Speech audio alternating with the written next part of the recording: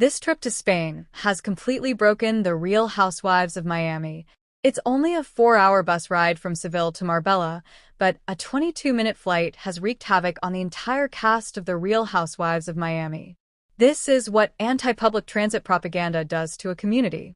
Stephanie Shoji, the newest housewife in Miami, has tried everything she possibly can to integrate herself in the group, and she's falling back on what she knows best, being bossy and annoying. Somehow, this hasn't exactly landed with everyone, as Alexia and Marisol have decided to ditch the power trip to Marbella after Stephanie's somewhat deranged tirade at the end of last week's episode. Who knew it wouldn't land well to sit in a hotel lobby drawing a flight map while eagerly assigning one of your friends to prison row? Stephanie Shoji has never had a friend before. Her sisters hate her.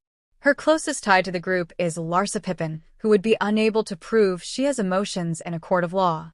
You can kind of tell Stephanie's last time being in a friend group was in school. This entire ordeal just reeks of a third-grade field trip where your classmate's mom is chaperoning, and she can bring along 3 lucky girls in the car. Stephanie was the kid who took charge when the teacher went to the bathroom. She spent every recess yelling at her friends for misunderstanding the rules to a game she just created. Don't even think about cutting that girl in line. She'll end you. Unsurprisingly, she's never progressed from that playground mentality. When Julia offers Stephanie some constructive criticism, "Stephanie, I love you, but sometimes your delivery is very bossy," Stephanie shoots back, "You obviously don't think I'm that bossy if you're about to get on my plane to go." Queen of proving the point. After all that, Bravo devotes 13 minutes of footage to the Marbella trip. Shorter than the flight. The Marbella segment is very great gowns. Beautiful gowns. The scenery is great. The women all reference the White Lotus, and Lisa announces she's officially divorced, complete with a flashback where she reads, "You are officially divorced." Huh. I'm officially divorced? Wow.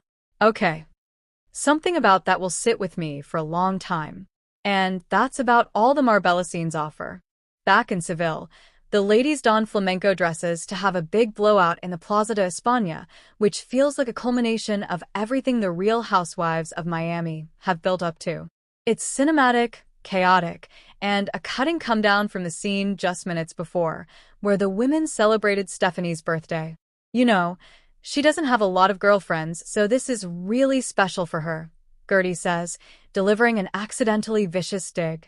Maybe it was on purpose, but I fear that would be giving her too much credit. Once the ladies are done celebrating Stephanie, the birthday girl decides to reprimand Alexia and Marisol for ditching the plane ride. Scolding people is her favorite activity, after all. Why not indulge in a little birthday treat?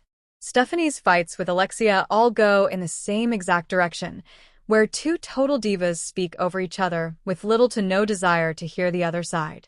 Stephanie is a bit of a dog with a bone, a chihuahua if you will, as she holds on to every minor grievance while tightening her bun further and further.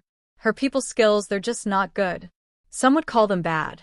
You know the Shoma employees hold their breath when she rolls up to the conference room. And so the entire cast engage in a brawl in the middle of Spain, Lisa and Larsa deciding to get in the mix just for the thrill of it. One day, those 2 will realize their love language is arguing. As chaos surrounds the entire group, Adriana decides this is the perfect opportunity to pull Kiki aside and let her know that she has forgiven herself for being microaggressive. She just hopes Kiki can forgive her, too. You see, Adriana actually meant to call Kiki wretched, not ratchet, which she's been saying all week on social media, but I just assumed it was post-filming damage control. Leave it to Adriana to look up words that sound like ratchet in real time to steer herself back on course. To be fair, Adriana is one of 3 housewives who would use wretched unironically. The other 2 are Meredith Marks and Heather Dubrow.